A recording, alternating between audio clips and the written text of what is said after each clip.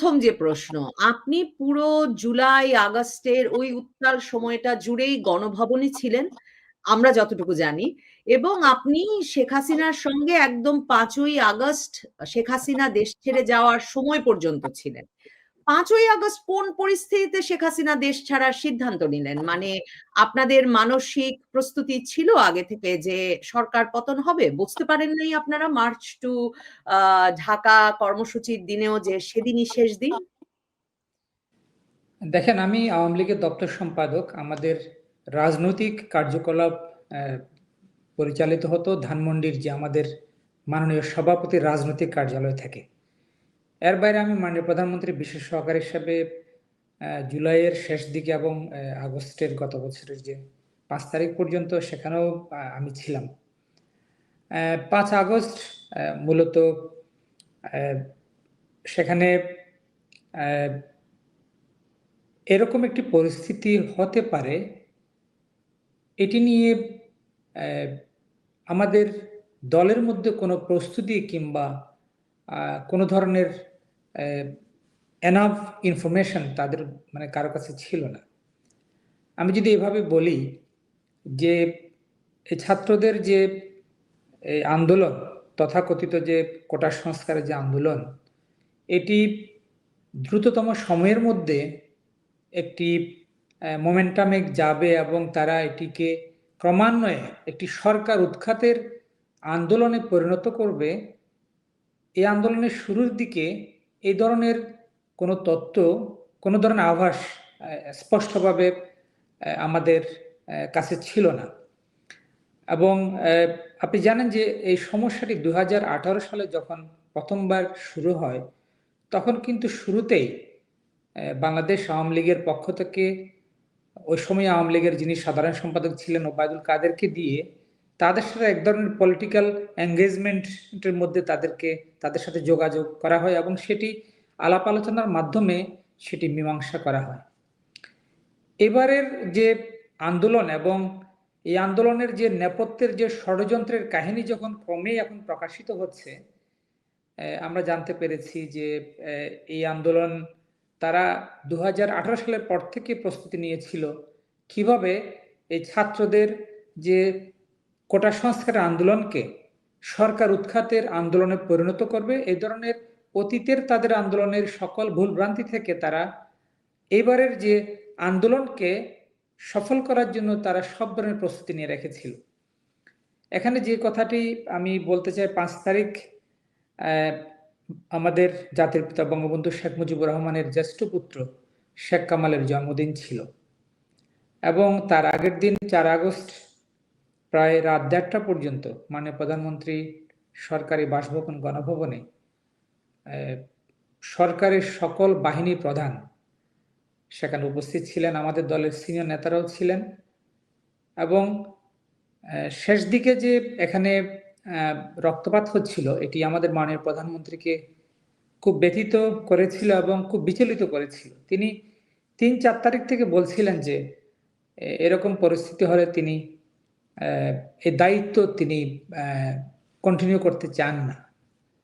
এবং 4 তারিখ তেমন একটি পরিস্থিতিতে সকল বাহিনী প্রধানরা মধ্যরাত পর্যন্ত গণভবনে ছিলেন এবং তারা সকল গোয়েন্দা সংস্থার প্রধান এবং বাহিনী প্রধান, সামরিক এবং অন্যান্য যে সিভিল প্রশাসনের যে আইনশৃঙ্খলা বাহিনীর প্রধানরা রয়েছেন তারাও ছিলেন। তারা মাননীয় প্রধানমন্ত্রীকে আশ্বস্ত করেন যে 5 তারিখ থেকে পরিস্থিতির ক্রমান্বয়ে উন্নতি হবে এবং তারা সব ধরনের জনগণের নিরাপত্তা, ছাত্রদের নিরাপত্তা এবং জানমালের নিরাপত্তা নিশ্চিত করার জন্য তারা সবকিছু আইন অনুযায়ী তারা করবেন। আমরা মূলত আমাদের সিনিয়র নেতারা সহ প্রায় রাত 1:40-এর দিকে এক ধরনের আমরা স্বস্তি নিয়ে আমরা এক ধরনের মানে নির্ভর হয়ে আমরা যার যার বাসায় চলে যাই। আমি গণভবন কমপ্লেক্সের একটি বাসায় ছিলাম যেটি একেবারে গণভবনের সাথে লাগোয়া, এবং অনেক রাত হয়ে যাওয়াতে আমার পার্টির একজন কলিগও আমার সাথে আমার বাসায় ছিলেন। সকালে ঘুম থেকে উঠে আমি বিভিন্ন জায়গায় টেলিফোন করে আমি খবর নেওয়ার চেষ্টা করছিলাম। 5 তারিখ কিন্তু শেখ কামালের যে জন্মদিন, সেটি জানেন যে ঢাকার আবাহনী ক্রীড়াচক্রের মাঠে শেখ কামালের যে একটি বিশাল প্রতিকৃতি রয়েছে, সেখানে আমরা বরাবর এই জন্মদিনে তাকে আমরা শ্রদ্ধা নিবেদন করি। 4 তারিখ আমাদেরকে সরকারের আইন শৃঙ্খলা বাহিনীর পক্ষ থেকে বলা হলো, যেহেতু সরকারের সকল বাহিনী তারা ঢাকা শহরে পরিস্থিতি মোকাবেলার জন্য শক্তি বৃদ্ধি করবেন, এবং যেহেতু তারা কারফিউ খুব কড়াকড়িভাবে বলবৎ করবেন, তারা বলছিলেন যে বাংলাদেশ আওয়ামী লীগের নেতাকর্মীরা, সহযোগী সংগঠনের নেতাকর্মীরা যাতে সকল ধরনের কর্মসূচি তারা পরিহার করেন, এবং তারা এও বলছিলেন যেহেতু সরকারি দলের নেতাকর্মীদের একটি বিশেষ দায়িত্ব রয়েছে যে তারা সরকারের প্রশাসনকে সহযোগিতা করা। তার প্রেক্ষিতে আমরা 5 তারিখের শেখ কামালের জন্মদিনের যে নিয়মিত যে কর্মসূচি হয় সবগুলো আমরা বাতিল করে দিই, এবং নেতাকর্মীদেরকে আমরা বলি যে কারফিউকে তারা যাতে মান্য করে যার যার বাসায় যাতে তারা অবস্থান গ্রহণ করে। এবং 5 তারিখ আমি দপ্তর সম্পাদক হিসাবে আমি দলের নেতাকর্মীদের কাছে জানার চেষ্টা করছিলাম ঢাকা শহরের বিভিন্ন প্রান্ত থেকে যে সমস্ত পয়েন্টে ধারাবাহিকভাবে বিভিন্ন ধরনের সন্ত্রাসী কর্মকাণ্ড গোলযোগ হচ্ছিল, যেমন যাত্রাবাড়ি, উত্তরা, এবং আমাদের পরিচিত যারা সরকারের পুলিশ প্রশাসনে রয়েছে তাদেরকে জিজ্ঞাসা করছিলাম, এবং তারা বলছিলেন যে পরিস্থিতি সব শান্ত আছে এবং কোনো সমস্যা নেই। তা আমি প্রায় 10টা, 10:30টার দিকে আমি গণভবনে আমি খবর নিয়ে জানতে পারি যে সেনাপ্রধান তিনি গণভবনে এসেছেন, এবং আমি গণভবনে গিয়ে দেখি যে তিনি মাননীয় প্রধানমন্ত্রীর সাথে সাক্ষাৎ করে তিনি ফিরে গিয়েছেন। এবং তখনও পর্যন্ত ঢাকা শহরের বিভিন্ন প্রান্ত থেকে যে ধরনের খবর আসছিল যে পরিস্থিতি স্বাভাবিক, তখন একটু পরে জানা গেল যে টেলিভিশন স্ক্রলে সেনাপ্রধান জাতির উদ্দেশ্যে ভাষণ দিবেন, এবং কেন ভাষণ দিবেন এটি নিয়ে গণভবনে মাননীয় প্রধানমন্ত্রীর যারা সিনিয়র যারা কার্যালয়ের কর্মকর্তারা ছিলেন তাদের কাছ থেকে ওভাবে কোনো মানে সঠিক যে মানে কি বার্তা আসতে পারে এটি নিয়ে আমরা ওই সময় ধারণা করতে পারি। কখনো আপনারা জানেন না যে ঢাকার অভিমুখে লাখ লাখ লোক আসছে, এবং আপনারা জানেন না যে সেনাপ্রধান শেখ হাসিনাকে বলে গেছেন যে তাকে দেশ ছাড়তে হবে, এবং শেখ হাসিনা দেশ ছাড়ার সিদ্ধান্ত নিয়েছেন। 5 তারিখ আপনার সঙ্গে শেখ হাসিনার কোনো সাক্ষাৎ হয় না? আমি গণভবন গিয়ে দেখেছি মাননীয় প্রধানমন্ত্রী তার ছোট বোন সহ তিনি সেখানে ছিলেন, এবং আমার মনে হয় যেভাবে বিষয়টি গণমাধ্যমে এসেছে যে মাননীয় প্রধানমন্ত্রীকে দেশ ছাড়তে বলা হয়েছে, বিষয়টি মনে হয় ওভাবে আমার জানা মতে যতটুকু আমি জেনেছি এবং দেখেছি এটি সত্য নয়। 11টার দিকে আমরা জানতে পারি যে ঢাকার উত্তরা থেকে যে একটি উচ্ছৃঙ্খল জনতার একটি যে মব কিংবা মিছিল বলেন তারা এগিয়ে আসছিল, এবং বিনা বাধায় তারা ঢাকা এয়ারপোর্ট এবং রেডিসন ব্লু যে হোটেল সংলগ্ন রাস্তা অতিক্রম করে আসছিল। সেটি গণভবনে মাননীয় প্রধানমন্ত্রীর নিরাপত্তায় যারা ছিলেন তাদেরকে বিচলিত করে, এবং মাননীয় প্রধানমন্ত্রী তখন আমি যতটুকু জানতে পেরেছিলাম যে সেনাপ্রধান আসার পূর্বে তিনি বঙ্গভবনে যাওয়ার প্রস্তুতি নিচ্ছিলেন, এবং সেনাপ্রধানের সাথে দীর্ঘ 1 ঘন্টার বৈঠকের কারণে বঙ্গভবনে মহামান্য রাষ্ট্রপতির কাছে যাওয়ার যে সেটি ডিলে হয়, এবং এই সময় জাতির উদ্দেশ্যে একটি ওনার বক্তব্য রেকর্ড করার জন্য সেখানে মিডিয়া টিমও উপস্থিত ছিল। এর মধ্যে মাননীয় প্রধানমন্ত্রীর নিরাপত্তার দায়িত্বে যারা ছিলেন তারা বলছিলেন যে গণভবনের দিকে বিভিন্ন প্রান্ত থেকে যে উচ্ছৃঙ্খল জনতা আসছে এবং বিনা বাধায় এগিয়ে আসছে, মাননীয় প্রধানমন্ত্রীর নিরাপত্তার জন্য মাননীয় প্রধানমন্ত্রীকে গণভবন থেকে সরিয়ে নিরাপদ জায়গায় নিতে হবে, এই ধরনের একটা আলোচনা আমি শুনছিলাম। এবং মাননীয় প্রধানমন্ত্রী এবং তার ছোট বোনকে নিয়ে তিনি অজু করে তিনি গণভবনে অবস্থান করবেন, এই ধরনের একটি দৃঢ় তিনি সংকল্প নিয়েছিলেন। তিনি গণভবনে থেকেই এবং পরিস্থিতি যা হয় সেটি মোকাবেলার জন্য তিনি প্রস্তুতি নিয়ে রেখেছিলেন। তিনি কোনো অবস্থাতেই বঙ্গবন্ধু শেখ হাসিনা মাননীয় প্রধানমন্ত্রী গণভবন স্বেচ্ছায় তিনি ছেড়ে যেতে চাননি। এবং শেষ দিকে মানে প্রধানমন্ত্রীকে নিরাপত্তার দায়িত্বে যারা ছিলেন তারা অনেকটা অনুনয় বিনয় করে, বারবার অনুরোধ করে তাকে রাজি করান। এর মধ্যে গণভবনে উপস্থিত যত সিভিলিয়ান ছিল, আমাদের মতো যারা সিভিল যারা মানুষ সেখানে কাজ করতেন, সামরিক বাহিনীর সদস্যরা ছাড়া তাদেরকে আলাদা করে রাখা হয়। এবং এক পর্যায়ে তারা মাননীয় প্রধানমন্ত্রী এবং মাননীয় প্রধানমন্ত্রীর ছোট বোন, জাতির পিতার কনিষ্ঠ কন্যা, তাদেরকে গণভবন থেকে পূর্ণ নিরাপত্তা দিয়ে সেখান থেকে নিয়ে যাওয়া হয়।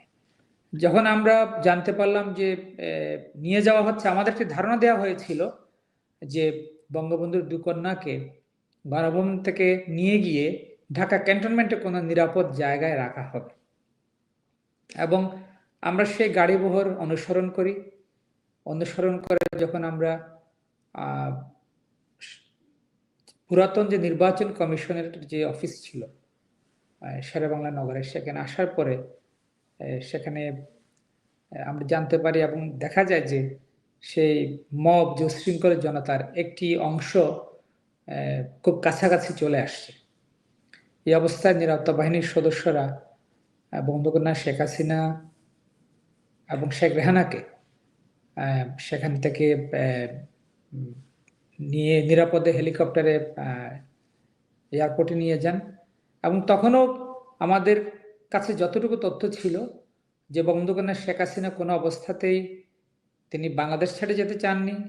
তিনি বারবার তার নিরাপত্তার দায়িত্বে যারা ছিলেন তাদেরকে বলেছিলেন যে প্রয়োজনে তিনি জাতির পিতার যে জন্মভূমি টুঙ্গিপাড়ায় তিনি ফিরে যাবেন এবং সেখানে অবস্থান গ্রহণ করবেন।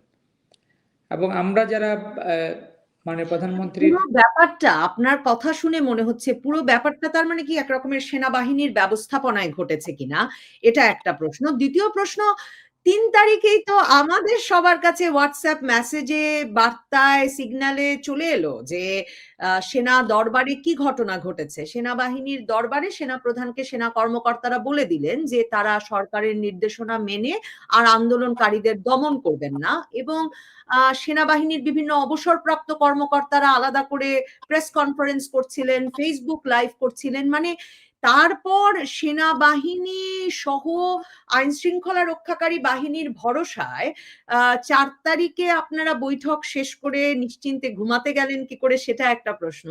আরেকটা প্রশ্ন, যে আপনি নিজেই বলেছেন 2018-তে আপনারা রাজনৈতিকভাবে এঙ্গেজ করে আন্দোলনকারীদের সঙ্গে আন্দোলনটাকে একটা নিয়ন্ত্রণে নিয়ে আসতে বা একটা শান্তিপূর্ণ সমাধানের পথে যেতে পেরেছিলেন।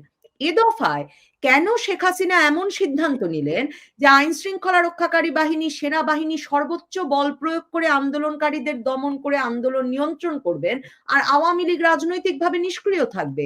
আওয়ামী লীগের রাজনীতি দেখলাম না, কিন্তু ব্যাপক পরিমাণ আইন শৃঙ্খলা রক্ষাকারী বাহিনীর নৃশংসতা দেখলাম রাজপথে। সেটা কিভাবে ঘটতে পারলো? ৩ তারিখের যে আপনি ঢাকা ক্যান্টনমেন্টের যে দরবারের যে বৈঠকের সিদ্ধান্ত, সেখানেও তো আমি উপস্থিত ছিলাম না এবং এই নিয়ে যে সুনির্দিষ্ট কোনো তথ্য আমার নেই। আমি বাংলাদেশ আওয়ামী লীগের ধানমন্ডির কার্যালয়ে ছিলাম। তবে ৪ তারিখ মাননীয় প্রধানমন্ত্রীর বাসভবন গণভবনে জাতীয় নিরাপত্তা কাউন্সিলের একটি বিশেষ বৈঠক অনুষ্ঠিত হয় এবং সেখানে মাননীয় প্রধানমন্ত্রী সভাপতিত্ব করেন সকাল 11টায়। এবং সকল বাহিনী প্রধান এবং নিরাপত্তার সাথে, রাষ্ট্রীয় নিরাপত্তার সাথে যারা জড়িত সকলেই সেখানে উপস্থিত ছিলেন।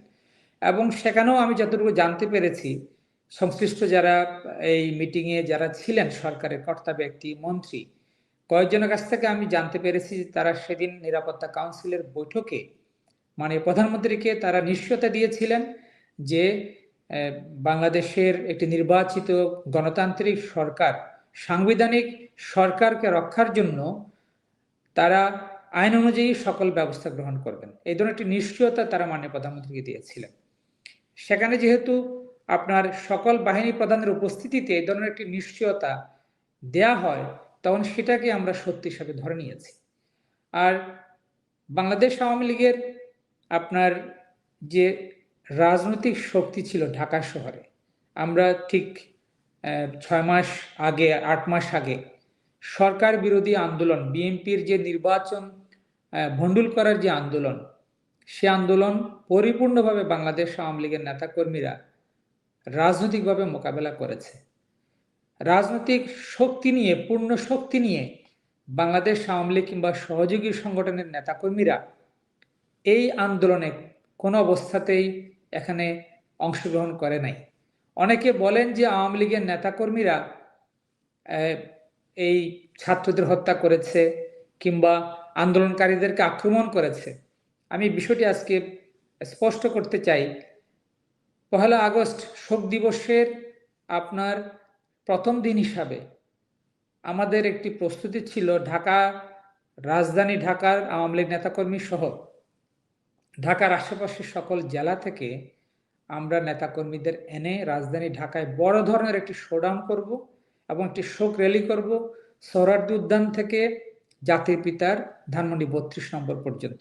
তার জন্য প্রশাসনিক অনুমতি গ্রহণ করা হয় এবং আমরা সকল ধরনের প্রস্তুতি শেষ করার পরে আমি যতটুকু জানতে পেরেছি সরকারের আইনশৃঙ্খলা বাহিনীর পক্ষ থেকে আমাদের মাননীয় প্রধানমন্ত্রীকে এইভাবে কনভিন্স করা হয় যে এই মুহূর্তে আওয়ামী লীগের নেতাকর্মীরা যদি রাজধানী ঢাকা শহরের রাস্তায় নামে তাহলে সংঘাত সংঘর্ষ আরো বেড়ে যাবে, আরো অধিক প্রাণহানি হতে পারে। এবং এই প্রাণহানির বিষয়ে বঙ্গবন্ধু শেখ হাসিনা বরাবরই খুব বিচলিত ছিলেন এবং তিনি কোনো অবস্থাতেই এই ধরনের রক্তপাত বেড়ে যাক কিংবা অধিক মানুষের প্রাণহানি হোক, এটা তিনি কোনো অবস্থাতেই চান নাই। আমরা 1 তারিখের সেই শোক র্যালি আমাদেরকে স্থগিত করতে হয় বঙ্গবন্ধু শেখ হাসিনার নির্দেশে। সেটি 2 তারিখ হওয়ার কথা ছিল, 2 তারিখ একই ধরনের অনুরোধের কারণে সেটা স্থগিত করতে হয়। 3 তারিখ হওয়ার কথা ছিল, সেটি আমাদের আর করা হয়নি। আমি আওয়ামী লীগের যে আপনি যে কথাটি বলছিলেন যে এই আন্দোলনের শুরু থেকেই যেহেতু এটি আদালতের একটি আলোচনার বিষয় ছিল, আদালতের একটি রায়ের বিষয় ছিল, বঙ্গবন্ধু শেখ হাসিনা এই ধরনের একটি সাব জুডিস ম্যাটারে যেটি আদালতের বিচারাধীন বিষয়ে তিনি কোনো অবস্থাতে ওনার নির্বাহী ক্ষমতা কিংবা আওয়ামী লীগের নেতাকর্মীদের ওভাবে কোনো একটা ডায়লগ এঙ্গেজ করার জন্য এই বিষয়টি তিনি ওভাবে দেখেন নাই। তিনি যেটি মনে করেছিলেন যেহেতু এটি উচ্চ আদালতের বিচারাধীন বিষয় এবং আমাদের স্বাধীন বিচার বিভাগ সিদ্ধান্ত নিবে এবং তারই প্রেক্ষিতে তিনি কিন্তু জাতির উদ্দেশ্যে ভাষণে কিন্তু স্পষ্ট করেছিলেন যে নির্বাহী বিভাগের কিন্তু একটি তার ক্ষমতা রয়েছে, তিনি বিষয়টি দেখবেন, তিনি আশ্বস্ত করেছিলেন। আপনি দেখবেন যে আন্দোলনটা এখানে খুব কম চেনা ছাত্রদেরকে সামনে রেখে এই আন্দোলনের দ্বিতীয় তৃতীয় সারিতে যারা ছিল তারা হচ্ছে আপনার দক্ষিণপন্থী উগ্র সাম্প্রদায়িক গোষ্ঠী এবং এই আন্দোলনকে মাঝামাঝি পর্যায়ে একটি সেকুলার একটি আপনার রূপ দেওয়া হয়, একটি ইনক্লুসিভ আন্দোলনের রূপ দেওয়া হয় এবং তার জন্য আপনার বামপন্থী বিভিন্ন সাংস্কৃতিক যে ব্যক্তিত্ব যারা রয়েছে, মুখ চেনা যারা শিল্পী, অভিনয় শিল্পী যাদের রয়েছে তাদেরকে সামনে নিয়ে আসা হয় এবং আন্দোলনে যে সমস্ত স্লোগান ব্যবহার করা হয়েছে সেখানে ক্ষুদ্র একটি বামপন্থীদের ব্যবহার করে যে মুক্তিযুদ্ধের বাংলায় বৈষম্যের ঠাঁই নেই, জাতির পিতার বাংলায় বঙ্গবন্ধুর বাংলায় বৈষম্যের ঠাঁই নাই, এই ধরনের যেভাবে তারা স্লোগান, সাংস্কৃতিক কর্মকাণ্ড, যে সমস্ত সঙ্গীত বাজানো হয়েছে সেটি হচ্ছে আমাদের মুক্তিযুদ্ধের সাথে খুবই আপনার সম্পর্কযুক্ত। এ কারণে এই আন্দোলনের যে আপনার যে যারা পরিচালনা করেছে তারা এতটাই কুশলী ছিলেন যে এটা আমাদের আওয়ামী লীগের পরিবারের অনেক নেতাকর্মীদের যারা ছেলে মেয়ে কিংবা পুত্রবধূ কিংবা নিকট আত্মীয় তারাও কিন্তু আন্দোলনের সাথে সম্পৃক্ত হয়েছিলেন।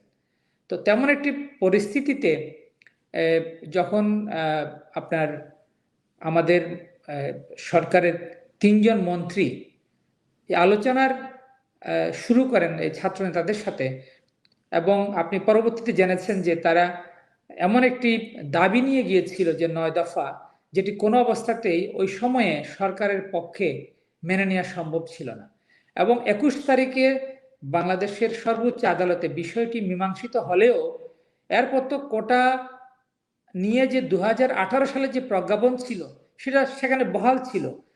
5ই জুলাই যখন হাইকোর্ট ডিভিশনের রায় আসে তখনও কিন্তু আপনার এই প্রজ্ঞাপন পরিবর্তন করা হয়নি। তার মানে 18 সালের যে প্রজ্ঞাপন সেটি বলবৎ ছিল এবং সর্বোচ্চ আদালতের রায় প্রকাশিত হওয়ার পর 21শে জুলাই তাদের দাবি অনুযায়ী দেশের সর্বোচ্চ আদালত যে রায় প্রদান করে সেটি মেনে নেওয়া হয়, সেখানে সবকিছু সেখানে অ্যাকোমোডেট করা হয়। তার মানে 21 তারিখের পর কোনো অবস্থাতেই কোটা নিয়ে আর কোনো সমস্যা ছিল না। কিন্তু এখানে ততক্ষণে তো অনেক প্রাণহানি ঘটে গেছে।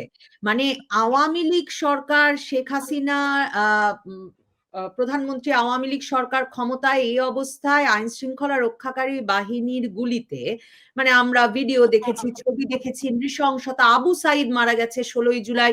আন্দোলন যে মানে আপনাদের মানে নিয়ন্ত্রণের বাইরে চলে যাচ্ছে এবং এই বিক্ষোভ মানে রক্তের দাগ লেগে যাওয়ার পর আপনারা যে ক্ষমতায় থাকতে পারবেন না, সেটা তার মানে আওয়ামী লীগ তার এই দীর্ঘ রাজনৈতিক অভিজ্ঞতায় বুঝতে পারছিল না। সেটা আমার বারবার প্রশ্ন জাগে। আর আমার বারবার প্রশ্ন জাগে যে তার মানে শেখ হাসিনার সিদ্ধান্তেই আওয়ামী লীগ রাজনৈতিকভাবে এই আন্দোলনকারীদের সঙ্গে বা তরুণ নেতাদের সঙ্গে আলোচনা না করে মন্ত্রীদের মাধ্যমে আলোচনা বা ডিবি হারুনের মাধ্যমে আলোচনার চেষ্টা করছিল। এটাই আওয়ামী লীগের কৌশল হয়ে উঠল না। যেহেতু এই ইস্যুটি একটি প্রশাসনিক বিষয় ছিল এবং তার সাথে যে সম্পৃক্ত যে সমস্ত মন্ত্রণালয় রয়েছে, যেমন আইন মন্ত্রণালয় যেহেতু বিচারাধীন একটি বিষয় ছিল, শিক্ষা মন্ত্রণালয়, শিক্ষামন্ত্রী এবং তথ্য প্রতিমন্ত্রী তাদেরকে তো দায়িত্ব দিয়েছিলেন মাননীয় প্রধানমন্ত্রী। এবং এটি আপনার আমি 2018 সালের যে আন্দোলনটি তার একটি প্রেক্ষিত ছিল।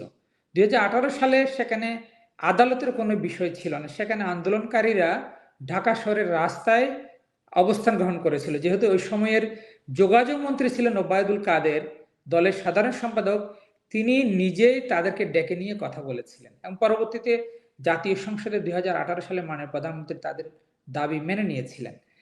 এবার যে বিষয়টি হয়েছে যে এখানে আওয়ামী লীগের একটি ব্যর্থতা রয়েছে যে দলগত হিসাবে, রাজনৈতিক দল হিসাবে এই আন্দোলনের যে আপনার গ্র্যাভিটি এবং যে ষড়যন্ত্র, এটা এত সূক্ষ্মভাবে মেটিকুলাসলি ডিজাইন করা হয়েছিল। আমরা এটি যে একটি সরকার উৎখাতের আন্দোলন, এটি যে এর পেছনে যে আন্তর্জাতিক শক্তি রয়েছে, এর পেছনে যে সাম্রাজ্যবাদী শক্তি রয়েছে এবং তার পেছনে যে 29 মিলিয়ন ডলারের যে পুঁজি বিনিয়োগ করা হয়েছে এবং এখানে যে ইসলামপন্থীরা দ্বিতীয় তৃতীয় সারিতে থেকে সকল ধরনের কৌশল ঠিক করে দিচ্ছে এবং এখানে বামপন্থীদের যে সম্পৃক্ততা, শিল্পী এবং হচ্ছে সাংস্কৃতিক অঙ্গনের ব্যক্তিদের যে সম্পৃক্ততা এবং সোশ্যাল মিডিয়া ইন্টারনেট অ্যাক্টিভিজমের যে, এই প্রসঙ্গে আমি বলতে চাই, পরবর্তীতে আমি ঢাকা শহরে জেনেছি 5 আগস্টের পরে আইআরআই থেকে, যে রিপাবলিকান ইনস্টিটিউট থেকে একটি প্রাইভেট বিশ্ববিদ্যালয়ের ছাত্রদেরকে ল্যাপটপ সহ বিশেষ ধরনের সফটওয়্যার দেওয়া হয় এই আন্দোলনের শুরুর দিকেই, যাতে করে তারা আওয়ামী লীগের নেতাকর্মীদের অঞ্চল ভিত্তিক, ঢাকা শহরের এলাকা ভিত্তিক তারা যাতে ম্যাপিং করতে পারে। এবং তার আন্দোলনের এক পর্যায়ে আমি সহ আওয়ামী লীগের নেতাকর্মীদের সকলের বাড়িঘরের ঠিকানা ছবি সহ ফেসবুকে চলে আসে। এই ধরনের একটা মেটিকুলাসলি ডিজাইন করা আন্দোলন যে সরকার উৎখাতের আন্দোলনে পরিণত হবে, এই বিষয়ে বাংলাদেশ আওয়ামী লীগের যথেষ্ট তথ্য ছিল না। এই ব্যর্থতা আমাকে স্বীকার করতে হবে এবং আমরা মনে করেছি এটি একটি প্রশাসনিক বিষয়, সেটি প্রশাসনিকভাবে সেটি শুরু থেকেই এটাকে ম্যানেজ করার চেষ্টা করা হচ্ছিল এবং আমরা সেটিকে আমরা ধরে নিয়েছিলাম যে এটি কোনো না কোনোভাবে এই বিষয়টি মীমাংসিত হবে। আপনি সাবেক প্রধানমন্ত্রীর দফতরেও মানে তার বিশেষ সহকারী হিসেবে তার সঙ্গেও ঘনিষ্ঠভাবে কাজ করেছেন এবং আওয়ামী লীগেও আপনি গুরুত্বপূর্ণ পদে ছিলেন। সে কারণেই এই প্রশ্নটা করা যে মানে আপনাদের এই ব্যাখ্যাগুলো নানা রকম, আজকে আসলে আপনাকে ধন্যবাদ যে আপনার কাছ থেকে একটা বিস্তারিত ব্যাখ্যা পেলাম, কিন্তু নানা সূত্রে যখন শুনি তখন মনে হয় যে সবাই মিলে আপনাদেরকে বোকা বানালো। মানে আপনাদের আন্দোলনকারী তরুণরা যেভাবে, কারণ আন্দোলন তো সকলেই বিজয়ের জন্য করে কাজেই, এবং সরকার পতনের আন্দোলন আওয়ামী লীগ তো বলতে পারবে না যে কোনো অন্যায় আন্দোলন, কারণ আওয়ামী লীগ এই আন্দোলন বহুবার করেছে। তো সরকার পতনের আন্দোলন তারা মেটিকুলাসলি ডিজাইন করুক বা যে কোনো ভাবে ডিজাইন করুক, তাদের কৌশল একদিকে সফল হলো, অন্যদিকে সেনাবাহিনী আপনাদেরকে যে কথা দিল সে কথা রাখলো না, আপনাদেরকে এমনকি জাতীয় নিরাপত্তা কাউন্সিলের কর্তা ব্যক্তিরা বসে ৪ তারিখেও যে ধারণা আপনাদের সরকার প্রধানকে দিলেন বা তৎকালীন সরকার প্রধানকে দিলেন, সেটাও আসলে সত্যিকার ধারণা নয়। অন্যদিকে ব্যাপক রক্তপাত হতে থাকলো, কিন্তু আওয়ামী লীগ সরকার তো ব্যাপক গোয়েন্দা নির্ভর সরকার ছিল।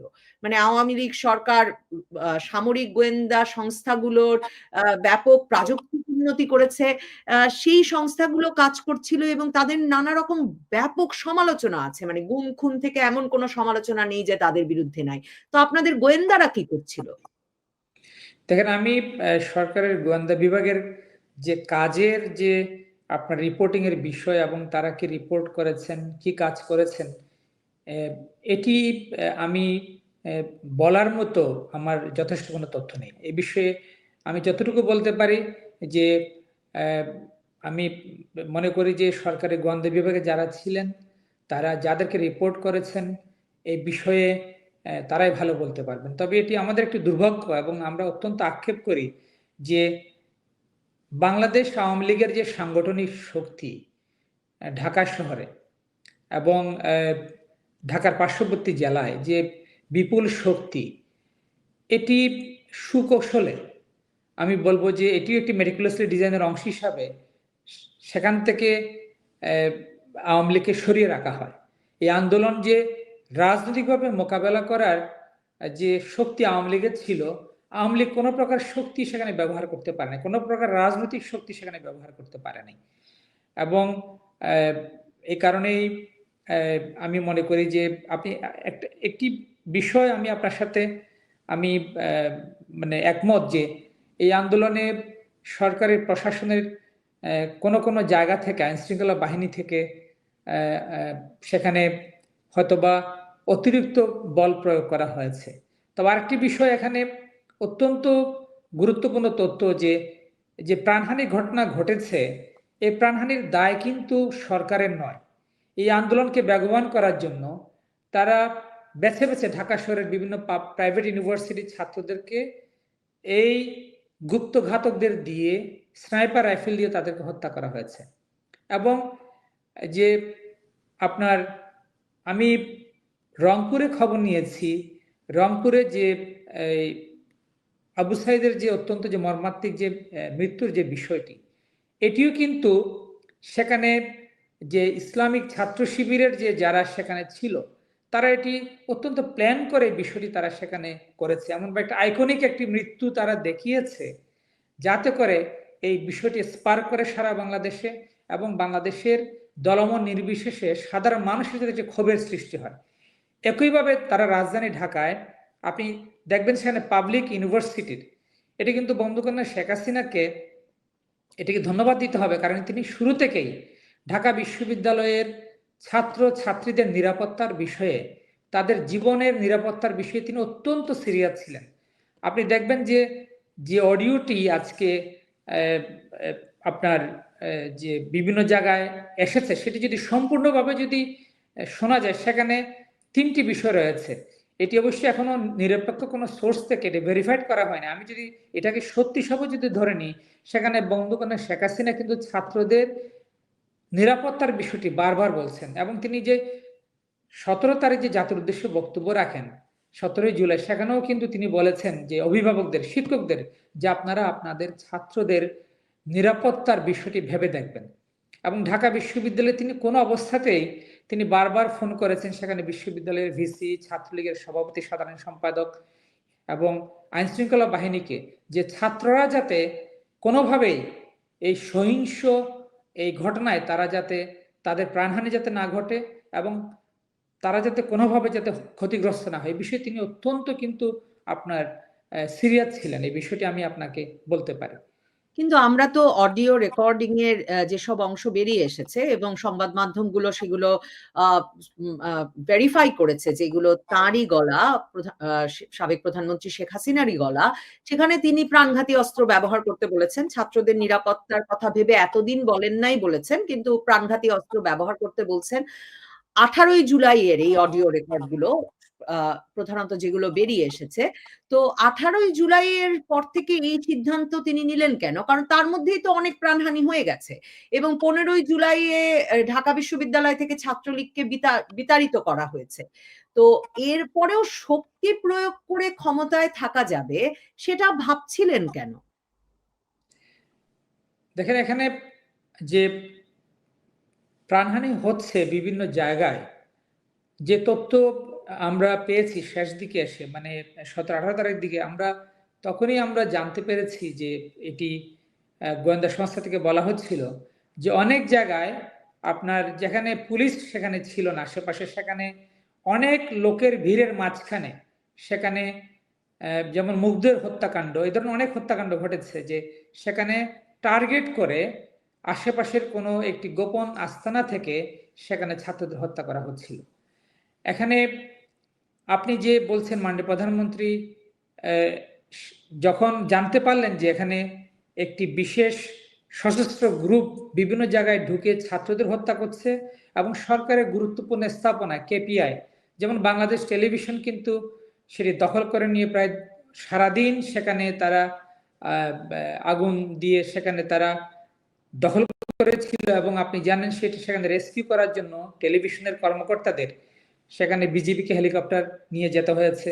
এমনকি আপনার সরকারের অনেক গুরুত্বপূর্ণ স্থাপনা, যে আমাদের মেট্রো রেল থেকে শুরু করে ডাটা সেন্টার, সেখানে আগুন দিয়ে তারা জ্বালিয়ে দেয় এবং আইন শৃঙ্খলা বাহিনীর অনেক সদস্যকে, পুলিশকে নির্মমভাবে হত্যা করা হয়েছে। উত্তরাতে আমাদের নেতাদের, যে গাজীপুরের মেয়র, তার পিএসকে মেরে ঝুলিয়ে রাখা হয়েছে।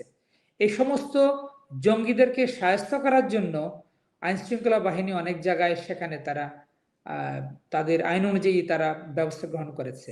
তা বন্ধুকন্যা শেখ হাসিনা কোনো অবস্থাতেই তিনি ক্ষমতা ব্যবহার করে, অস্ত্র ব্যবহার করে তিনি ক্ষমতায় থাকতে চান নাই, এবং এই ধরনের মৃত্যুর সংবাদ বারবার আমি দেখেছি মানে প্রধানমন্ত্রীকে বিচলিত করেছে। বিশেষ করে তিনি আগস্টের প্রথম দিক থেকেই তিনি বলছিলেন যে আমাদের নেতাকর্মীদের, আমাদের সিনিয়র নেতাদের উপস্থিতিতে তিনি ক্ষমতায় থাকতে চান না, এত প্রাণহানি হচ্ছে, এবং তিনি আইন শৃঙ্খলা বাহিনীর সদস্যদেরকে বলছিলেন যে এরকম হলে তিনি ক্ষমতা ছেড়ে দিতে চান। কিন্তু আইন শৃঙ্খলা বাহিনীর প্রধানদের পক্ষ থেকে বারবার তাকে আশ্বস্ত করা হচ্ছিল তারা পরিস্থিতির তার উন্নতি ঘটাবেন এবং তারা যতটুকু পারেন যে কম রক্তপাতে তারা এই আন্দোলনটি তারা নিয়ন্ত্রণে আনতে সমর্থ হবেন। তারা এই ধরনের একটি প্রতিশ্রুতি বারবার তারা মাননীয় প্রধানমন্ত্রীকে দেওয়ার চেষ্টা করছিল। দলের তরফে আপনারা কি শুনছিলেন? মানে তৃণমূলের নেতাকর্মীদের কাছ থেকে? আমি যতটুকু কথা বলেছি ৫ই আগস্টের পর, আমাকে অনেক নেতাকর্মী বলেছেন যে তারা বলছিলেন যে এই পরিস্থিতি নিয়ন্ত্রণে থাকছে না, এই আন্দোলন মানে নিয়ন্ত্রণে রাখা যাবে না। আপনারা কি শুনছিলেন? এই যে দলের নেতাকর্মীরা মানে আপনারা বলছেন কোনো গোয়েন্দা তথ্য ছিল না। মানে রাজনৈতিক দল হিসেবে দীর্ঘ অভিজ্ঞ দলটি নিজেরা কি আঁচ করতে পারছিল যে মানে রাজপথ হাতছাড়া হয়ে যাচ্ছে এবং আসলে আন্দোলন তাদের পতনের কারণ হবে? আমাদের দেশের আইন শৃঙ্খলা বাহিনী একটি পেশাদার বাহিনী। সেখানে যখন কারফিউ বলবৎ করা হয়, সেখানে যখন বিজিবি ডেপ্লয় করা হয় এবং শেষ দিকে যখন ঢাকায় এই আইন শৃঙ্খলা বাহিনীর শক্তি বৃদ্ধির জন্য ঢাকার বিভিন্ন জেলা থেকে আপনার আইন শৃঙ্খলা বাহিনীর সদস্যদের ঢাকায় নিয়ে আসার পরিকল্পনা গ্রহণ করা হয়, সেখানে আমাদের দলের নেতাকর্মীদের একটি ধারণা ছিল যে এত করে রাজধানী ঢাকায় সন্ত্রাসী জঙ্গি গোষ্ঠী যে আন্দোলন সেটি নিয়ন্ত্রণে আসবে, এবং বারবার যেহেতু আইন শৃঙ্খলা বাহিনীর সদস্যদের পক্ষ থেকে আমাদের দলীয় নেতাকর্মীদেরকে নিবৃত্ত করা হচ্ছিল, বিশেষ করে শেষ দিকে গণভবনের চারপাশে আমাদের নেতাকর্মীদের একটি অবস্থান নেওয়ার কথা ছিল যে তারা গণভবন এবং মাননীয় প্রধানমন্ত্রীর নিরাপত্তার জন্য রাজধানী ঢাকার মোহাম্মদপুর, ধানমন্ডি, শেরেবাংলা নগর, ফার্মগেট এরিয়ার আপনার তেজগাঁর যে নেতাকর্মীরা তারা গণভবনের আশেপাশে তারা অবস্থান গ্রহণ করবেন। 4 তারিখের রাতের আইন শৃঙ্খলা বাহিনীর প্রধানদের অনেকটা বিশেষ অনুরোধের কারণেই আমরা গভীর রাতে আমাদের স্থানীয় এমপি, জনপ্রতিনিধি, নেতাদেরকে আমরা বলি যে কাল থেকে কারফিউ খুব কড়াকড়িভাবে ইম্পোজ করা হবে এবং তারা যাতে যার যার বাসায় অবস্থান গ্রহণ করে, এবং আমাদের দলীয় কার্যালয় থেকে আমাদের এই ধরনের বার্তা দেওয়া হয়েছিল। মানে আপনি আমাকে ৫ই আগস্টের ঘটনা যেভাবে বর্ণনা করলেন, আমি আওয়ামী লীগ নেতাকর্মীদের কাছ থেকে আসলে সেটাই শুনেছি। আপনি গণভবনের লাগোয়া বাড়িতে ছিলেন। গণভবন কমপ্লেক্সের ভেতরে 10:30টার সময় উঠে আ জানতে পেরেছেন যে গণভবন থেকে সেনাপ্রধান ঘুরে গেছেন এবং কি জানি কি হয়ে যাচ্ছে। এবং সকাল 10:30টা পর্যন্ত জানতে পারেননি যে ঢাকা অভিমুখে এত মানুষের ঢল নামতে যাচ্ছে। সারা বাংলাদেশ জুড়ে আওয়ামী লীগ নেতাকর্মীরা এমন অপ্রস্তুতই ছিলেন। এই অপ্রস্তুত রাখার দায়িত্ব আওয়ামী লীগের নেতারা নিচ্ছেন কিনা? মানে আপনাদের মতো নেতৃবৃন্দ গ্রহণ করছেন কিনা? কারণ এর ফলশ্রুতিতে তো তাদেরকে আসলে ৫ই আগস্টে অনেক বেশি ক্ষতির সম্মুখীন হতে হয়েছে। আওয়ামী লীগ সরকার পতনের পর তাদের জানমালের অনেক বেশি ক্ষয়ক্ষতি হয়েছে। তারা কেউ নিরাপদ জায়গায় সরে যেতে পারেননি। না, এখানে আপনার ৫ তারিখের যে বিষয়টি, ৫ তারিখে আমাদের তো একটি সুনির্দিষ্ট রাজনৈতিক কর্মসূচি হওয়ার কথা, এবং তার জন্য আমাদের পক্ষ থেকে সকল প্রস্তুতি আমাদের নেওয়া হয়েছিল। ৪ তারিখ রাতে যখন আমাদেরকে বলা হলো এই ধরনের সকল কর্মসূচি পরিহার করতে এবং দলের নেতাকর্মীদেরকে যার যার আপনার বাসায় অবস্থান করতে, যাতে করে আইনশৃঙ্খলা বাহিনী তারা বিনা বাধায় তারা যাতে কড়াকড়িভাবে কারফিউ ইম্পোজ করতে পারেন, এই কারণেই আমাদের দলের নেতাকর্মীরা যার যার বাসায় ছিল। এবং আমরা সকালে, আমি বিষয়টি সকালে আপনার ৫ তারিখ সকালে আমি যতটুকু তথ্য আমি জানার চেষ্টা করেছি আইনশৃঙ্খলা বাহিনীর সাথে কথা বলে, সকাল ১০টা ১০:৩০ নাগাদ রাজধানী ঢাকা শহরের কোথাও কোনো পয়েন্টে কোনো জমায়েত কোথাও ছিল না, এবং ১১টার পূর্বে আমরা জানতে পারি যে উত্তরায় আপনার ৫০০ লোকের একটি মিছিল আসছে, সেটি বিনা বাধে এগিয়ে যাচ্ছে, এবং সেটি যখন ক্রমেই মহাখালীর দিকে এগিয়ে আসছে সেটি ২-৩ হাজারে পরিণত হয়েছে, এবং সেখানে যথেষ্ট আইন শৃঙ্খলা বাহিনীর সদস্যরা ছিলেন, সেখানে পুলিশ ছিল, বিজিবি ছিল, সেনাবাহিনীর সদস্যরা ছিল। এবং আমি ব্যক্তিগতভাবে আমার পরিচিত একজন সেনা অফিসারকে যখন আমি জানার চেষ্টা করি, তারা আমাকে বলেছিলেন যে যে মিছিলটি এয়ারপোর্ট থেকে আসছে সেটি মহাখালী থেকে তেজগাঁও হয়ে সেটি প্রেস ক্লাবের দিকে চলে যাবে। এই ধরনের তথ্য যখন একজন দায়িত্বশীল সেনা কর্মকর্তা আমাকে দিয়েছেন, এবং আমি নিজে এটি যখন পুলিশের সাথে কথা বলেছি, তারাও যখন বলেছেন যে হ্যাঁ এই ধরনের ওদেরকে ছেড়ে দেওয়া হয়েছে যাতে করে তারা এটি মহাখালী বাইপাস করে তারা যাতে চলে যেতে পারে প্রেস ক্লাবের দিকে, তখন আমরা সেটাকে সত্য হিসেবে ধরে নিয়েছি। আর আমাদের দলীয় নেতাকর্মীরা বাসায় ছিলেন, এবং এটি একটি মেটিকুলাসলি ডিজাইন করা একটি আপনার ষড়যন্ত্র ছিল। ষড়যন্ত্র এরকম যে আপনি দেখবেন যে এটার মনসুন রেভলিউশন বলা হয়েছে। এই ধরনের আরব স্প্রিং এর সময় পৃথিবীর যে সমস্ত দেশে এই ধরনের রিজিম চেঞ্জ করা হয়েছে, সেখানে আপনার যে সরকারি প্যালেস, সরকারি গুরুত্বপূর্ণ স্থাপনা দখল করে সেখানে বিক্ষোভকারীদের উঠিয়ে দেওয়া হয়, তারা সেখানে পতাকা উড়ান, এই ধরনের ছবি, এরিয়াল ভিউ নিয়ে ছবি ভিডিও প্রচার করা হয়। এবং বাংলাদেশেও কিন্তু এই সাম্রাজ্যবাদী গোষ্ঠী এবং এই আন্দোলন যারা ডিজাইন করেছে তারা এভাবে করেছে, আপনি দেখবেন যে বঙ্গভবন কিন্তু অক্ষত ছিল, মহামান্য রাষ্ট্রপতির যে বাসভবন অক্ষত ছিল, এবং সচিবালয় অক্ষত ছিল, এবং গণভবনের যে আপনার চারপাশে যে নিরাপত্তার যে আপনার বেষ্টনী ছিল এটি যথেষ্ট ছিল গণভবনকে রক্ষা করার মতো। জাতীয় সংসদের আশেপাশে যে নিরাপত্তা বেষ্টনী ছিল সেটি যথেষ্ট ছিল। জাতীয় সংসদ লুইকানের ডিজাইন করা এমন একটা স্থাপনা, সেখানে ছাদে যাওয়া যায়, এটা ওখানে যারা দীর্ঘ সময় ধরে কাজ করেন তারাও জানতেন না। জাতীয় সংসদের ভবন কিন্তু অক্ষত ছিল, কিন্তু সেখানে এই ষড়যন্ত্রকারীরা মানুষকে আপনার গাইড করে নিয়ে যাওয়া হয়েছে তারা যাতে ওই ভবনের ছাদে চলে যেতে পারেন। মাননীয় প্রধানমন্ত্রীর যে কার্যালয়, সেখানে এমনভাবে মানুষ ঢুকিয়ে দেওয়া হয়েছে তারা যাতে সহজেই ওই ভবনের ছাদে যেতে পারেন, সেভাবে তাদেরকে গাইড করা হয়েছে। তার মানে হচ্ছে এই ধরনের আপনার রিজিম চেঞ্জের যখন ষড়যন্ত্র করে, সেখানে এই টেকটিক পৃথিবীর অনেক দেশে করা হয়েছে। আপনার ইরাকে করা হয়েছে, জানেন, সিরিয়ায় করা হয়েছে, শ্রীলঙ্কায় করা হয়েছে, অনেক জায়গায় এই ধরনের করা হয়েছে। এবং এই ছবি আন্তর্জাতিক মিডিয়াতে দেওয়ার জন্য, ড্রোন দিয়ে ছবি তোলার জন্য এই ষড়যন্ত্র করা হয়েছে। সেখানে কিন্তু বঙ্গভবন অক্ষত ছিল, সচিবালয় অক্ষত ছিল। তার মানে ষড়যন্ত্রকারীরা যে সমস্ত ভবনকে লক্ষ্য করে এই ধরনের একটি আপনার উশৃঙ্খল জনতাকে তারা লেলিয়ে দিয়েছিল বলবো, এবং তাদেরকে নিয়ে আসার ব্যবস্থা করেছিল, তারা যে সমস্ত ভবনকে তারা টার্গেট করেছিল সেটি আক্রমণের লক্ষ্যবস্তু হয়েছে।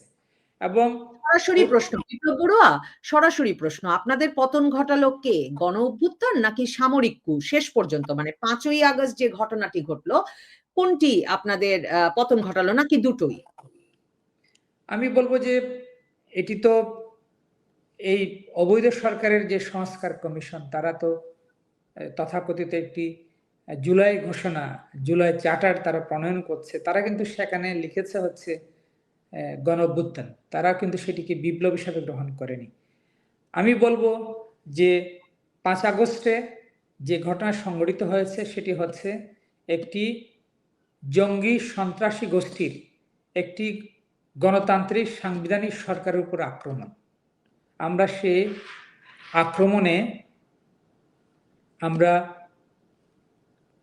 বাংলাদেশের নিয়ন্ত্রণ আমরা হারিয়েছি, এ কথাটা আমি বলবো। এবং সেই ষড়যন্ত্রের সাথে সেখানে যদি সরকারের কোনো বিশেষ সংস্থা বাহিনী যদি কম্প্রোমাইজ হয়, এটি একটি তদন্তের দাবি রাখে।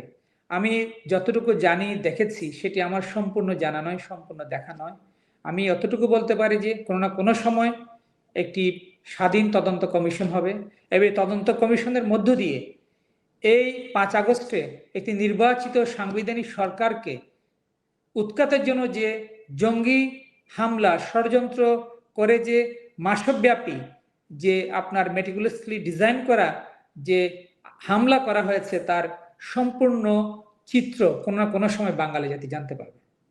মানে 2024-এ এই নির্বাচিত সরকার হয়ে ওঠাটাই তো আওয়ামী লীগের কফিনে শেষ পেরেক, অনেকে বলছে। মানে যে এই যে আপনারা একতরফা নির্বাচন করতে থাকলেন, মানে 2014-তে, 2018-তে, এরপর 2024-এও সেই নির্বাচনেও কেউ এলো না, আপনারা একটা আমিডামি নির্বাচন করলেন, সেটাই আপনাদের কফিনের শেষ পেরেক ঠুকলো কিনা? মানে ব্যাপক জন অসন্তোষ তৈরি হয়েছিল কিনা আপনাদের বিরুদ্ধে, সেটাও তো স্বীকার করতে হবে।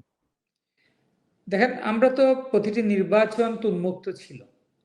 আমরা 2018, 2024 কিংবা 2014 এটি নির্বাচন কমিশনে নিবন্ধিত সকল রাজনৈতিক দলের অংশগ্রহণের সুযোগ ছিল, এবং সেখানে তো নির্বাচনে অংশগ্রহণ করতে কাউকে তো বাধা প্রদান করা হয় নাই।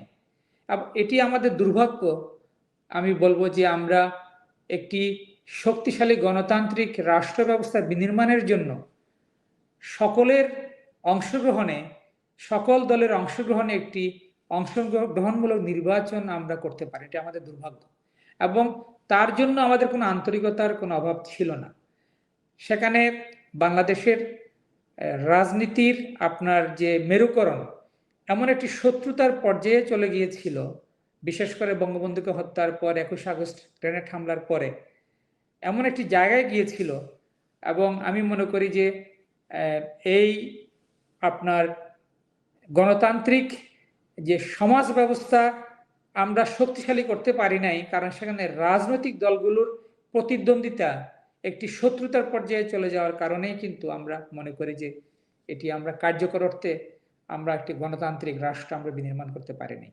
তার দায় শুধু আওয়ামী লীগের নয়, তার দায় শুধু শেখ হাসিনার নয়।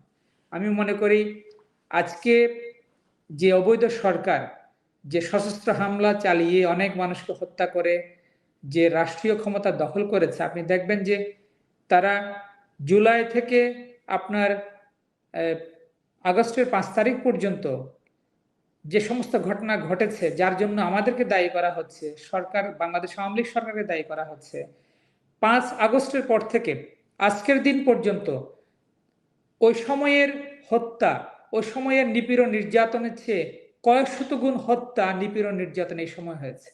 বাংলাদেশ আওয়ামী লীগের 600-র অধিক নেতা কর্মীকে নির্মমভাবে হত্যা করা হয়েছে। 4 লক্ষ আওয়ামী লীগের নেতা কর্মীদেরকে গ্রেপ্তার করা হয়েছে। বাংলাদেশ আওয়ামী লীগের ঐতিহাসিক রাজনৈতিক কার্যালয় 23 বঙ্গবন্ধু এভিনিউ থেকে শুরু করে জাতির পিতার স্মৃতি বিজড়িত ধানমন্ডি 32 নম্বর থেকে শুরু করে সারা বাংলাদেশের প্রায় 6000 আওয়ামী লীগের কার্যালয় জ্বালিয়ে পুড়িয়ে দেওয়া হয়েছে। আওয়ামী লীগের লক্ষ লক্ষ নেতাকর্মীরা দেশের মধ্যে থেকেও তারা বাড়িঘর থেকে তারা বাইরে নির্বাসিত অবস্থা রয়েছেন। অনেকে নিরাপত্তার জন্য দেশ ছেড়ে বাইরে এসে নিরাপদ আশ্রয় নিয়েছেন। এবং আমি মনে করি যে আজকে যে এই সরকার, অবৈধ সরকার যে আপনার অবৈধভাবে ক্ষমতা দখল করে যে একটি অগণতান্ত্রিক এবং একটি সন্ত্রাসী কর্মকাণ্ডের মাধ্যমে জাতিকে জিম্মি করেছে, আজকে আমি মনে করি বাংলাদেশের মানুষ কোনো না কোনো সময় এই অবৈধ সরকারের বিরুদ্ধে তারা ফুঁসে উঠবে এবং বাংলাদেশের জনগণ কোনো না কোনো সময় এই জুলাই ষড়যন্ত্রের যে স্বরূপ তারা উন্মোচন করবে এবং বাংলাদেশের মানুষ যে প্রতারিত হয়েছে তথাকথিত ছাত্রদের কোটা সংস্কার আন্দোলনের নামে, এটি একটি জঙ্গিবাদী, একটি দক্ষিণপন্থীদের একটি সশস্ত্র আন্দোলন ছিল এবং সাধারণ মানুষকে তারা বিভ্রান্ত করেছে। আমি মনে করি বাংলাদেশের মানুষ ইতিমধ্যেই বুঝতে পেরেছে এবং কোনো না কোনো সময় তার সঠিক অনুসন্ধানের মধ্য দিয়ে আমরা সম্পূর্ণ ষড়যন্ত্রের চিত্র আমরা জানতে পারবো। এই যে দক্ষিণপন্থী বলছেন বারবার, কদিন আগে দেখলাম মির্জা ফখরুল ইসলাম আলমগীরও খুব উদ্বিগ্ন। প্রথম আলো আসলে একরকম প্রশ্ন করে তার কাছ থেকে জানতে চাইলো যে তিনি উদ্বিগ্ন কিনা। তো মানে নিশ্চয়ই জামায়াত শিবিরকে বলছেন। তো জামায়াত শিবিরের রাজনীতিকে তো আপনারা কম দমন করেন নাই 15-17 বছরে। মানে সর্বতোভাবে মামলা মোকদ্দমা থেকে শুরু করে রাজনৈতিকভাবে দমন সব করেছেন। কিন্তু তার মানে আওয়ামী লীগ রাজনৈতিক দল হিসেবেও আপনারা বুঝতে পারেন নাই যে সারা বাংলাদেশে তারা রাজনৈতিকভাবে সংগঠিত হয়েছে আরো বেশি গত 17 বছরে, এবং তাদের জনশক্তি, জনসমর্থন অনেক অনেক গুণ বৃদ্ধি পেয়েছে। এটা তার মানে এই আপনারা রাজনৈতিকভাবে একেবারেই বুঝতে পারেন নাই। দেখেন, বঙ্গবন্ধু শেখ হাসিনা এই জঙ্গি উগ্র সাম্প্রদায়িক গোষ্ঠীকে নিয়ন্ত্রণে রেখেছিলেন বলেই দীর্ঘ 15 বৎসর বাংলাদেশের মানুষের ভাগ্যের পরিবর্তন হয়েছে। বাংলাদেশে একটি আপনার অর্থনৈতিক ভিতের উপর দাঁড়িয়েছিল, একটি শক্তিশালী অর্থনৈতিক কাঠামোর উপর দাঁড়িয়েছিল এবং মানুষ সুশাসন পেয়েছে। জাতির পিতা বঙ্গবন্ধু শেখ মুজিবুর রহমানের নেতৃত্বে বাংলাদেশ স্বাধীন হওয়ার 3 বছর 7 মাসের মাথায় বঙ্গবন্ধুকে সপরিবারে নির্মমভাবে হত্যা করা হয়েছিল। আপনি দেখেন, একটি সশস্ত্র বিপ্লবের মধ্য দিয়ে বাংলাদেশ স্বাধীন হওয়ার পর এই স্বাধীনতার মহানায়ককে হত্যা করা হয়েছিল। বঙ্গবন্ধু শেখ হাসিনা এই ধরনের একটি রাষ্ট্রে এসে বঙ্গবন্ধুর খুনি সাম্প্রদায়িক গোষ্ঠী জামাত শিবির পরাজিত, মুক্তিযুদ্ধের পরাজিত শক্তির বিরুদ্ধে তিনি লড়াই সংগ্রাম করেছেন এবং লড়াই সংগ্রামে তিনি সফল হয়েছেন বলেই এই স্বাধীন বাংলাদেশে আপনার মুক্তিযুদ্ধের চেতনার যতটুকু পুনঃপ্রতিষ্ঠিত হয়েছে সেটি বঙ্গবন্ধু শেখ হাসিনা করেছে বঙ্গবন্ধুর অবর্তমানে। এবং বঙ্গবন্ধু শেখ হাসিনা এই দানবকে বোতলবন্দি করেছিলেন বলেই 15 বছর আমরা নিরাপদে বাংলাদেশে ছিলাম। এবং আমরা তো মনে করি যে বঙ্গবন্ধু শেখ হাসিনা বাংলাদেশের জনগণের পক্ষে যদি নিরঙ্কুশ সমর্থন পেতেন এবং বাংলাদেশের জনগণ যদি আপনার সাধারণ ছাত্রদের একটি প্রতারণার আন্দোলনে অংশগ্রহণ না করে বঙ্গবন্ধু শেখ হাসিনার সাথে থাকতেন, তাহলে তো আজকে বাংলাদেশ অনেক দূর এগিয়ে যেত। বাংলাদেশের যা কিছু উন্নয়ন অগ্রগতি হয়েছে শেখ হাসিনার নেতৃত্বে, মাননীয় প্রধানমন্ত্রীর নেতৃত্বে, আজকে তো সেখান থেকে বাংলাদেশ অনেক দূর পিছিয়ে গিয়েছে, অনেক দূর পিছিয়ে গিয়েছে। তার মানে দায়িত্ব তার বাংলাদেশের মানে জনগণকে ব্যাপারটা নিতে হবে। এমন যে এক দলকে আরেক দলকে বোতলবন্দি করতে হবে। মানে এক দল পরাজিত হবে, আরেক দল আসলে চেষ্টা করতে থাকতে হবে। মানে এটা এই যুদ্ধের বাংলাদেশে কোনো শেষ নাই। মানে আপনার রাজনৈতিক তত্ত্বটা যদি আমি পরিষ্কার বুঝে থাকি এবং আমার ধারণা আমি পরিষ্কার বুঝেছি যে কারণে ১৯৭১ বনাম ২০২৪ তাই তো? তো তাহলে মানে আবার একটা মানে এরকম প্রতিবিপ্লবের অপেক্ষা করতে হবে এবং তারপর আবার আওয়ামী লীগ ক্ষমতায় আসবে বা আওয়ামী লীগের মতো কোনো মানে আপনারা যাকে বলছেন অদক্ষিণপন্থী আহ, দল সেকুলার দল ক্ষমতায় আসবে আবার আপনাদের ভাষায় দক্ষিণপন্থীরা সেই ক্ষমতা দখল করবে আপনাদের বোতলবন্দি করবে ব্যাপারটা এমনই চলতে থাকবে বাংলাদেশের রাজনীতিতে। দেখেন, এখানে যে শক্তি আজকে বাংলাদেশে ক্ষমতা দখল করেছে তারা কোনো গণতান্ত্রিক শক্তি নয়। তারা কোনো অবস্থাতেই মুক্তিযুদ্ধের চেতনার প্রগতিশীল শক্তি তারা নয়। এবং এই ধরনের একটি বর্বর অপশক্তির সাথে কোনো অবস্থাতেই কোনো গণতান্ত্রিক রাজনৈতিক শক্তির সহাবস্থান টিকতে পারে না। এবং স্বাধীনতার 50 বছর পরেও আমরা এই কদর্য চেহারা বাংলাদেশের এই কদর্য চেহারা আমরা দেখেছি আমরা। এবং আমি মনে করি এখানে মুক্তিযুদ্ধ চেতনা যারা বিশ্বাসী, যারা বাংলাদেশের অগ্রগতি প্রগতির পক্ষে, তাদের সবাইকে ঐক্যবদ্ধভাবে এই অপশক্তিকে রাজনৈতিকভাবে আপনার প্রতিহত না করা পর্যন্ত, তাদেরকে পরাজিত না করা পর্যন্ত বাংলাদেশের মানুষের স্থায়ী শান্তি, স্থায়ী গণতন্ত্র প্রতিষ্ঠা করা সম্ভব নয়। মানে প্রথম আলোতে ওই মির্জা ফখরুল ইসলাম আলমগীরের সাক্ষাৎকারটা আপনি দেখেছেন কিনা জানি না, সেখানেও প্রথম আলো এই কথাটা বলেছে, তাদের যে বয়ানটা তারা দীর্ঘ সময় ধরেই প্রচার করে যে মানে আওয়ামী লীগেরই তো দোষ, কারণ আওয়ামী লীগ কেন বিএনপি কে যথেষ্ট স্পেস দিল না একটা, এবং সে কারণে মানে এবং মির্জা ফখরুল ইসলাম আলমগীর বলেছে একটা মধ্যপন্থী বিরোধী দলকে যথেষ্ট স্পেস না দিলে কি পরিণতি হবে সেটা আমরা বারবার আওয়ামী লীগকে বলেছি। তো আপনারাই তো মানে এমন একটা অবস্থা তৈরি করেছেন যে আপনার ভাষায় এখন সেই কদর্য শক্তিকে ছেড়ে দিয়ে আসতে হলো। আমি যদি বলি, মির্জা ফখরুল সাহেবরা যখন রাষ্ট্রীয় ক্ষমতায় ছিলেন, তাদের আশ্রয়ে প্রশ্রয়ে, তাদের সহযোগিতায়, তাদের সরাসরি সরাসরি পৃষ্ঠপোষকতায় এই দক্ষিণপন্থীদের রাজনৈতিক উত্থান হয়েছে। তারা যখন 2001 সালে রাষ্ট্রীয় ক্ষমতায় ছিল, তারাই তো এই চিহ্নিত রাজাকার মতিউর রহমান নিজামী, কামরুজ্জামানকে মন্ত্রিসভার সদস্য করেছিল। এবং আজকে তো আমি মনে করি তারা যদি নিজেদেরকে একটি উদার আপনার মধ্যপন্থী গণতান্ত্রিক মূল্যবোধে বিশ্বাসী রাজনৈতিক দল যদি তারা যদি মনে করে, আমি মনে করি তাদের এই অবস্থানটা আজকে স্পষ্ট করা দরকার। এবং তাদেরকে এই দক্ষিণপন্থীদের যে উত্থান যদি মির্জা ফখরুল সাহেবদের যদি ব্যথিত করে, আমি মনে করি তারা রাজনৈতিকভাবে আজকে জাতির এই ক্রান্তি লগ্নে তাদের একটি অবস্থান গ্রহণ করা দরকার। এবং আমরা মনে করি যে বাংলাদেশে গণতন্ত্রকে আপনার ফিরিয়ে আনা, মহান মুক্তিযুদ্ধের চেতনা পুনঃপ্রতিষ্ঠিত করা, এটার দায়, এটার দায়িত্ব শুধু একমাত্র শেখ হাসিনা কিংবা আওয়ামী লীগের নয়।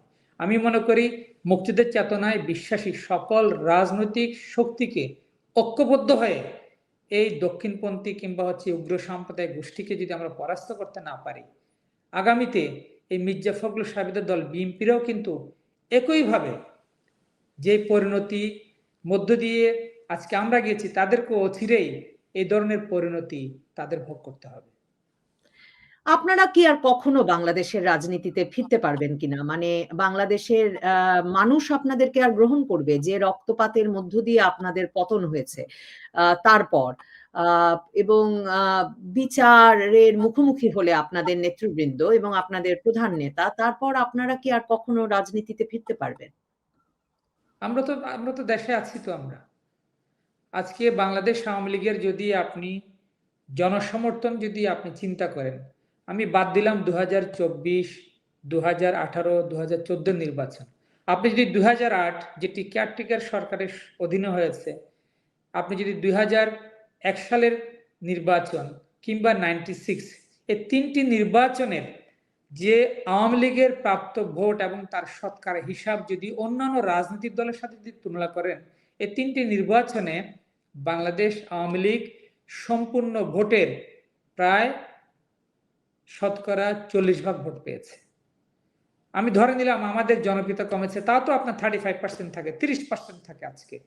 এবং বাংলাদেশের তো আজকে আওয়ামী লীগের প্রায় 150 এমপি মন্ত্রী তো কারাগারে রয়েছে, 4 লক্ষ মানুষ তো আওয়ামী লীগের সমর্থক তো কারাগারে রয়েছে। আওয়ামী লীগ তো দেশেই রয়েছে। আজকে আওয়ামী লীগ অবশ্যই ফিরবে। এবং আমি মনে করি যে আজকে বাংলাদেশে যদি একটি অবাধ, নিরপেক্ষ, অন্তর্ভুক্তিমূলক যদি নির্বাচন যদি হয়, এই নির্বাচনে যদি আওয়ামী লীগ অংশগ্রহণ করার যদি সুযোগ পায়, তখন বোঝা যাবে যে আওয়ামী লীগ ফিরতে পারবে কি পারবে না এবং আওয়ামী লীগের জনপ্রিয়তা কতটুকু। কিন্তু নির্বাচনের মাধ্যমে ফেরার তো আপনারা সুযোগ পাচ্ছেন না, সেটা আপনিও বোঝেন নিশ্চয়ই। কিন্তু আমরা শুনছি ভারতে শেখ হাসিনার সঙ্গে আপনাদের শীর্ষ নেতৃবৃন্দের সাক্ষাৎ হচ্ছে সরাসরি, এবং গোয়েন্দা সূত্রের বরাতে আমার দেশ সহ বিভিন্ন পত্রপত্রিকা এখন লিখছে যে আওয়ামী লীগ আহ ভারতে এবং বাংলাদেশে প্রশিক্ষণ দিচ্ছে তার ক্যাডারদেরকে। আপনারা আগস্ট মাসে কি করার পরিকল্পনা করছেন? নির্বাচনের মাধ্যমে তো ফিরতে পারবেন না। তাহলে দেশে কিভাবে ফেরার পরিকল্পনা করছেন আপনারা? দেখেন, আমাদের বাংলাদেশ আওয়ামী লীগের মাননীয় সভাপতি, মাননীয় প্রধানমন্ত্রী শেখ হাসিনা একটি বিশেষ প্রেক্ষিতে ওনার নিরাপত্তার দায়িত্বে যারা ছিলেন তারা অনেকটা ওনার ইচ্ছার বিরুদ্ধে তাকে ভারতে নিয়ে যায়। তিনি সেখানে রয়েছেন এবং বন্ধুকন্যা শেখ হাসিনার সাথে বিশ্বের বিভিন্ন প্রান্তে যারা আওয়ামী লীগের নেতারা রয়েছেন সকলের সাথে তার নিয়মিত যোগাযোগ আছে। বাংলাদেশেও যারা রয়েছে একেবারে প্রান্তিক পর্যায়ের নেতাকর্মী থেকে শুরু করে যারা রয়েছেন, এবং যে সমস্ত আমাদের নেতাকর্মীরা প্রাণ হারিয়েছেন তাদের পরিবারের সদস্য, যারা কারাগারে আছেন তাদের পরিবারের সদস্য, বন্ধুগণের শেখ হাসিনার নিয়মিত যোগাযোগ রয়েছে এবং কোনো বিশেষ বৈঠক কোথাও হয়নি। এবং আজকে বাংলাদেশ আওয়ামী লীগের যে নেতাকর্মীদেরকে পুনরায় আপনার যে ডেভিল হান্টের মতো একটি বিশেষ আপনার ড্রাইভ দিয়ে গ্রেপ্তার করার জন্য তারা একটি বিশেষ একটি বেসলেস একটি সংবাদ তারা বাংলাদেশের কয়েকটি কাগজে এসেছে যে বিভিন্ন জায়গায় আওয়ামী লীগের নামে প্রশিক্ষণ হচ্ছে। এটি সম্পূর্ণ মিথ্যা।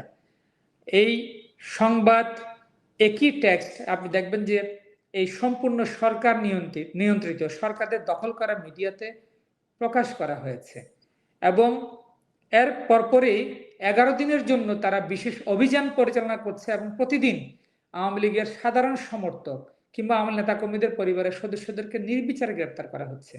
বিশেষ করে এই সরকার তাদের যে আপনার অপকর্মের জন্য এই সরকার তো কোনো অবস্থাতেই আজকে আইন শৃঙ্খলা পরিস্থিতি নিয়ন্ত্রণ আনতে পারেনি। আইন শৃঙ্খলা পরিস্থিতি নিয়ন্ত্রণে আনার নামে তারা যে কাজটি করছে সেটা হচ্ছে আওয়ামী লীগ নেতা কর্মীদেরকে নির্বিচারে হত্যা।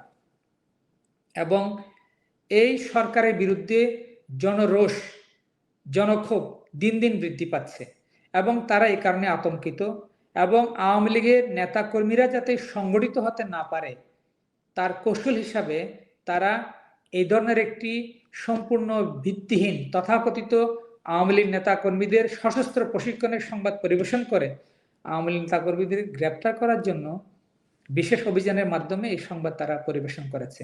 আওয়ামী লীগ একটি গণতান্ত্রিক রাজনৈতিক দল এবং বাংলাদেশের জনগণের সমর্থনে ভালোবাসায় বাংলাদেশ আওয়ামী লীগ অবশ্যই আপনার পুনরায় জনগণের রায়ে বাংলাদেশের জনগণকে সেবা প্রদান করবে এবং বন্ধুকন্যা শেখ হাসিনা যথাসময়ে বাংলাদেশে তিনি ফিরে যাবেন। এবং যে সমস্ত মামলার কথা আপনি বলছেন, এই মামলা যেমন আমার নিজের বিরুদ্ধে 150 মামলা হয়েছে, আমাদের মাননীয় প্রধানমন্ত্রীর বিরুদ্ধে 450 মামলা করা হয়েছে এবং মামলার বাদী জানেন না, মামলার আসামি কারা। এবং একই আপনার ঘটনা নিয়ে একাধিক মামলা হয়েছে এবং এই মামলাগুলো নিয়ে তো তাদের নিজেদের মধ্যে তো বিভিন্ন ধরনের আপনার বিভ্রান্তিকর তথ্য তো তারা নিজেরাই দিচ্ছে। আমি মনে করি এই ধরনের রাজনৈতিক মামলাগুলো হয়েছে, এগুলো কোনো অবস্থাতেই যদি সেখানে আইনের শাসন যদি কার্যকর হয় কোনো অবস্থাতেই এই মামলাগুলো টিকতে পারে না। এবং আমি মনে করি যে যে সমস্ত হত্যাকাণ্ড সংঘটিত হয়েছে, বিশেষ করে আমাদের যে পুলিশ বাহিনীর সদস্যদেরকে যেভাবে নির্মমভাবে হত্যা করা হয়েছে, সাধারণ ছাত্রদের যেভাবে হত্যা করা হয়েছে, এই আন্দোলনকে তারা বেগবান করার জন্য, এই আন্দোলনকে সফল করার জন্য তাদের হিন্সম্যান গুপ্তঘাতক দিয়ে যেভাবে হত্যা করা হয়েছে, আমি মনে করি যে কোন এক সময় যদি বাংলাদেশ আওয়ামী লীগ যদি জনগণের ভালোবাসা নিয়ে যদি সরকার গঠন করে সম্পূর্ণ তদন্তের মধ্য দিয়ে এই ধরনের ঘটনার হত্যাকারীদেরকে বিচার করবে এবং বাংলাদেশ আওয়ামী লীগের নেতা কর্মীদের আমাদের যদি কোনো দায় থাকে সেটা আমরা নিজেরও মাথা পেতে গ্রহণ করব।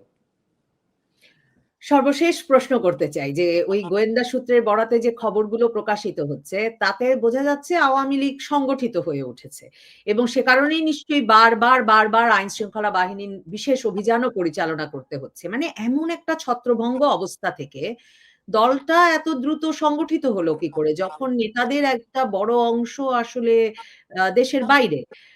দলটিকে কিভাবে আপনারা সংগঠিত করে আনতে পারলেন? দেখেন, বাংলাদেশ আওয়ামী লীগের একটি দীর্ঘ রাজনৈতিক ঐতিহ্য রয়েছে। এই বাংলাদেশ আওয়ামী লীগ জাতির পিতা বঙ্গবন্ধু শেখ মুজিবুর রহমানের নেতৃত্বে বাংলাদেশের স্বাধীনতা এনেছে এবং স্বাধীনতার মহানায়ককে স্বাধীনতার ৩ বছর ৭ মাসের মাথায় নির্মমভাবে হত্যা করা হয় এবং বাংলাদেশ আওয়ামী লীগ বঙ্গবন্ধুর সুযোগ্য কন্যা শেখ হাসিনার নেতৃত্বে আবার পুনরায় ঘুরে দাঁড়িয়েছে। এই আওয়ামী লীগের রাজনীতিতে উত্থান পতন এটি নতুন নয়। বাংলাদেশ আওয়ামী লীগ পথ হারিয়েছে, পুনরায় নিজেরা পথ ঠিক করেছে এবং বাঙালি জাতিকে পথ দেখিয়েছে। আমরা মনে করি যে আমাদের যে সমস্ত নেতাকর্মীরা রয়েছে তারা ঐক্যবদ্ধ আছে আওয়ামী লীগের নেত্রী বঙ্গবন্ধু শেখ হাসিনার নেতৃত্বে এবং যখন যে পরিস্থিতিতে আমরা রাজনৈতিক কর্মসূচি ঘোষণা করব, বঙ্গবন্ধু শেখ হাসিনা যে রাজনৈতিক কর্মসূচি ঘোষণা করবেন তারা অবশ্যই ঐক্যবদ্ধভাবে তারা পুনরায় আপনার রাস্তায় নেমে বাংলার মানুষের হারিয়ে যাওয়া গণতন্ত্র, ভোটের অধিকার, ভাতের অধিকার পুনরায় তারা প্রতিষ্ঠিত করবে।